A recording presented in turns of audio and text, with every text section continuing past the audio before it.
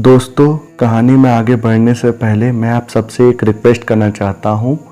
अगर आपने अभी तक इस कहानी के पहले पार्ट को नहीं देखा है तो लिंक मैंने डिस्क्रिप्शन में डाल दिया है, आप वहाँ से उस वीडियो को देख सकते हैं ताकि इस कहानी को समझने में आपको आसानी हो।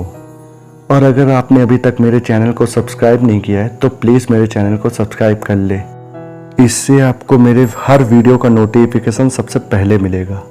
तो चलिए कहानी में आगे बढ़ते हैं। नरेश को खाना खाते देख वो सब दंग रह गए। इसका कारण था नरेश का खाना खाने का तरीका। वह बेहद अजीब तरीके से खाना खा रहा था। खाना हाथों से उठा के नहीं बल्कि खाने की थाली में मुंह डालकर किसी जानवर की तरह खा रहा था। उनको देखकर नरेश एक अजीब अंदाज में हंसा तो उसकी आंखें देख वो सब बुरी तरह घबरा गए। उसकी आंखें सुर्ख लाल थी, मानो आंखों में खून उतर आया हो। यह सब देख लकी और बाकी दोस्त डर गए क्योंकि इसके पहले नरेश को उन्होंने कभी भी ऐसे नहीं देखा था।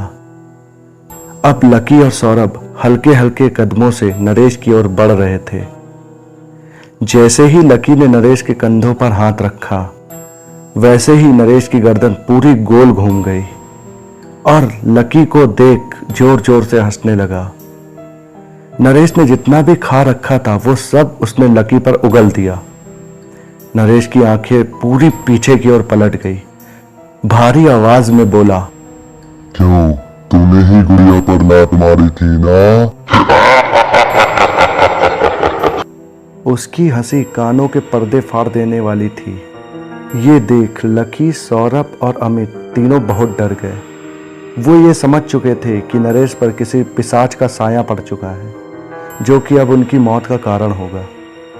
इतने में नरेश के शरीर पर कब्जा किए उस पिशाच ने नीचे से वही लकड़ी का खिलौना उठाया जिसको लकी ने लात मारा था और इस बार तेज आवाज में मारवाड़ी भाषा जो कि राजस्थान में बोली जाती है में बोला, तुम सब यहाँ आ तो गए हो लेकिन यहाँ से जिंदा वापस नहीं जा पाओगे। इतना कहकर उसने खिलौने के पीछे वाले नुकीले भाग से अपने गले में जोर से वार किया। अब नरेश मर चुका था।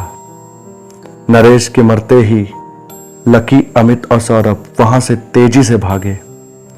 रात होने के कारण और हड़बड़ाहट में वह सब बिना किसी दिशा के बीच जंगल में भागने लगे। भागते भागते वह तीनों जंगल के बीच स्थित एक हवेली में जा पहुंचे। दोस्तों, ये वही हवेली थी जिसका जिक्र होटल के स्टाफ ने किया था।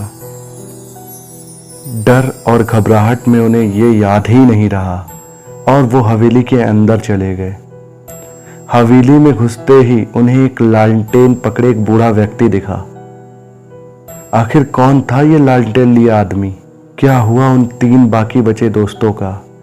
जानने के लिए इस कहानी के तीसरे और आखिरी पार्ट का इंतजार करें। तो दोस्तों, आज की कहानी यहीं तक। कहानी आपको अच्छी लगी हो तो प्लीज़ लाइक और शेयर करें और अगर मेरे चैनल को अभी तक आपने सब्सक्राइब नहीं किया है तो प्लीज़ सब्सक्राइब कर ले। मिलते हैं इस कहानी के आखिरी भाग में। तब तक के लिए जय श्री राम।